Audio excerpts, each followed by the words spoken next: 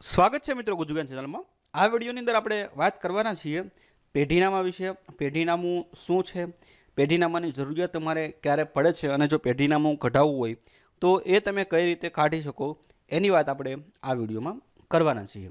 તો સૌપ્રથમ આપણે વાત કરીએ કે પેઢીનામું શું છે। તો પેઢીનામું એક સરકારી ડોક્યુમેન્ટ કહી શકાય જેમાં કોઈ પણ વ્યક્તિ હોય એના કેટલા પણ વારસદાર છે એનો ઉલ્લેખ છે એ પેઢીનામું અથવા પેઢીઆમું કહેવાય છે એને કહી શકાય છે। પેઢીનામું જરૂરિયાત તમારે ક્યારે પડે છે તો તમને બે એક્ઝામ્પલ આપું। માણસ મૃત્યુ થાય ત્યારે પણ જરૂર પડે છે અને જીવિત હોય તો પણ તમારે જરૂર પડતી હોય છે। જીવિત હોય એમાં જો તમારી પાસે કોઈ જમીન હોય અને એમાં તમારે હયાતીમાં હદ દાખલ કરવો હોય કે આ જે જમીન છે, આ કોઈ પ્રોપર્ટી છે, એમાં આટલા વારસદાર છે, તો એ તમારા વારસદાર દર્શાવવા માટે પણ તમારે પેઢીનામું જરૂરિયાત પડતી હોય છે। જ્યારે તમે જમીનમાં કોઈ વ્યક્તિના નામ ચડાવો અથવા નામ કમી કરાવો ત્યારે તમારી પાસે પેઢીનામું માગતા હોય છે। પછી આપણે વાત કરીએ સરકારી યોજના। તો સરકારી યોજના કે જેવી કે વિધવા સહાય યોજના છે એની અંદર કોઈ ગંગા સ્વરૂપ બેન જો એ યોજનાનો લાભ લેવા માગતા હોય તો એની માટે એનું પેઢીનામું કરાવવાનું હોય છે કે આ વ્યક્તિ છે એના હસબન્ડ હોય છે, આ એના દીકરા, આ એની દીકરી, જેટલા પણ એના વારસદાર લાગતા હોય છે એ વારસદાર માટે તમારે પેઢીનામું કરાવવું પડતું હોય છે। તો તમારું સરકારી કોઈ યોજના છે એની અંદર પણ તમારે પેઢીનામુંની જરૂરત પડે છે।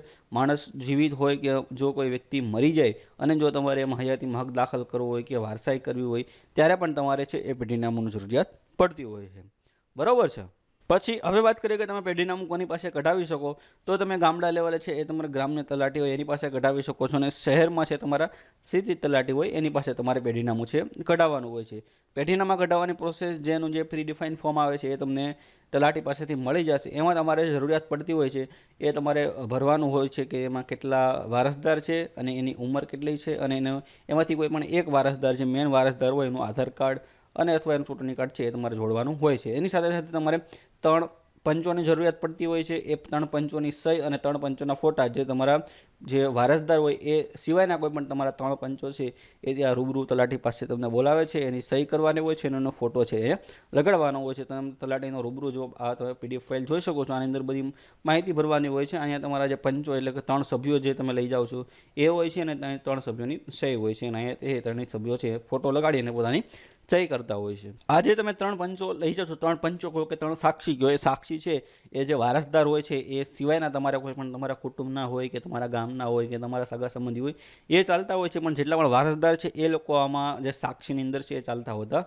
નથી। એટલે જે તમારા વારસદાર હોય છે એ સિવાયના 3 સાક્ષીઓ છે તલાટી પાસે તમારે લઈ જવાના હોતા હોય છે। પછી આની અંદર પેઢીનામા માટે સોગંદનામાની પણ જરૂરિયાત 2020 પહેલાં એવું હતું કે તમારે સરત સોગંદનામું પણ આની અંદર રજૂ કરવું પડતું હતું, પણ એ સરકારે છે એ સ્કીમ હવે ચેન્જ કરી નાખી છે। એની અંદર તમે હવે સેલ્ફ ડિક્લેરેશન ફોર્મ છે એ પણ જો તમે એની સાથે અપલોડ કરી દો તો તમારે સોગંદનામાની કોઈ જરૂર પડતી નથી। આ તમારે જે ફોટો છે તમે જોઈ શકો છો, મહેસૂલ વિભાગનો આ ઓફિશિયલ પરિપત્ર છે એની અંદર એને માહિતી આપેલું છે 20/9/2022ના લીધે કે તમારે જો કોઈ પેઢીનામું કરાવવું હોય તો એમાં સેલ્ફ ડિક્લેરેશન ફોર્મ છે એ તમે સબમિટ કરી શકો છો, એમાં તમારે સોગંદનામાની જરૂરિયાત પડતી નથી। તો આ સેલ્ફ ડિક્લેરેશન ફોર્મ છે આ તમે ડેટા બધો તમારો ભરી દેજો એટલે તમારે સોગંદનામાની જરૂરિયાત નહીં પડે। સેલ્ફ ડિક્લેરેશન ફોર્મ છે તમે જોડે અપલોડ કરી શકો છો, ઠીક છે। એટલે હવે તમારે કોઈ એફિડેવિટની જરૂર પડશે આ પેઢીનામા માટે નહીં। પેઢીનામાનું જે ફોર્મ છે એ તમને તલાટી પાસે મળી જશે અને જો તમારી પાસે ન હોય તો એની લિંક તમને ડિસ્ક્રિપ્શનમાં પણ આપી દઈશ કઈ રીતનું સિમ્પલ ફોર્મેટ હોય છે। અહીંયા તમારે પંચોની સહી અને એના ફોટા અને પંચો છે તમારે રૂબરૂ તલાટી પાસે હાજર કરવાના હોય છે। સિટી હોય તો સિટી તલાટી અને ગ્રામ્ય હોય તો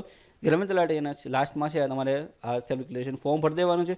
કોઈ પણ એક વારસદારનો તમારે ફોટો અને આધાર કાર્ડ અને કોઈ પણ આઈડેન્ટિટી પ્રૂફ આપવાનું રહેશે અને રેશનિંગ કાર્ડ પણ તમે આપી શકો છો, ઠીક છે। તો આ વસ્તુ તમારે પેઢીનામું જો તો કરાવવું હોય તો તમે કઢાવી શકો છો। તો આ વિડીયોની અંદર આપણે માહિતી આપી કે તમારે પેઢીનામું કરાવવું હોય તો તમે કઈ રીતે કરાવી શકો છો અને તમે કોની પાસે કરાવી શકો છો અને એના શું શું ફાયદા છે। બીજાના સંબંધિત તમને જો કોઈ પ્રશ્ન હોય તો તમને કોમેન્ટ સેક્શનમાં જણાવી શકો છો, તેનો જવાબ દેવા હું પૂરતો પ્રયત્ન કરીશ। આ વિડીયો જોવા માટે તમારો ખૂબ ખૂબ આભાર।